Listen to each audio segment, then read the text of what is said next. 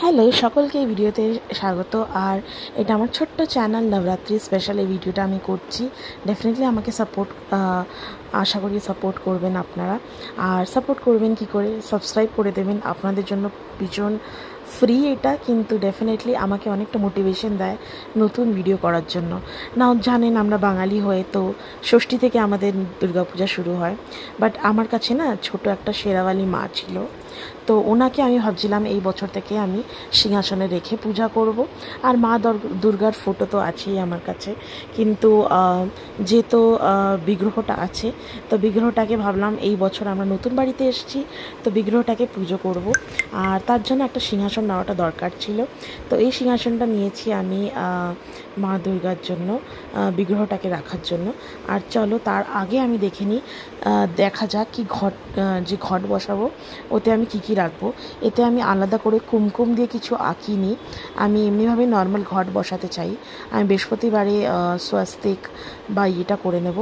একটু আমি চাল রেখেছিলাম আগের থেকে, এরপরে ধান রাখলাম। ধানের পর আমি রাখবো 3-4টে জিনিস আরও লাগবে। এরপরে আমি রাখবো কী বলে এটাকে, সুপুরি, গোটা সুপুরি 3টে রাখবো। তারপরে আমি এটা কি বলে এটাকে হিন্দিতে, কমলগট্টা। আমি এটা 5টে কমলগট্টা বা 3টে কমলগট্টা, যেভাবেই হোক আপনারা, আমি 5টা রেখেছি কমলগট্টা। এটা আমি ইজিলি সুইগি জেপ্টো থেকে পেয়ে গেছিলাম। এরপরে আমরা রাখবো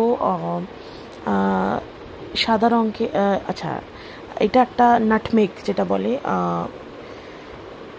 মশলার মধ্যে যেটা রাখা হয় ওটাকে ওটা 2টো রেখেছি আমি। আর তারপরে আমি রেখেছি কি, আমি নামটা ভুলে গেছি, হোয়াইট কালারের হয়, কামধেনুর শঙ্খ কাইন্ড অফ, কামধেনু, হ্যাঁ কামধেনু বলে না, কি বলে ওটাকে, এই জিনিসটা, এটা আমি 5টে রেখেছি। আর তারপরে লাগবো লাল জয়ত্রী, না লাল জাইফল 2টো। এরপরে এটা 5টা রেখেছি, আর 2টো জাইফল রাখবো, আর এরপরে একটা কয়েন রাখবো। তো এইভাবে আমি ঘরটা সাজিয়ে নিয়েছি। অনেক রিসার্চ করেছি ঘট কী করে সাজাতে হয়, তো যতগুলো আমি পেয়েছি ওগুলো আমি রেখে দিয়েছি। আশা করি সবকটাই রেখেছি। এরপর একটা লাল লাল জয়ফল 2টো আর একটা কয়েন এভাবে রেখেছি। পুরো ঘরটা পুরো ভালো করে ঠেসে দিয়ে একটা কয়েন রেখে মায়ের সামনে নিজের উইশ করে রেখেছি। কিন্তু প্রতিবার জানেন তো কী হয়, টাইমের সময় উইশটা মনে পড়ে না, কিন্তু ডেফিনেটলি সারাদিন যে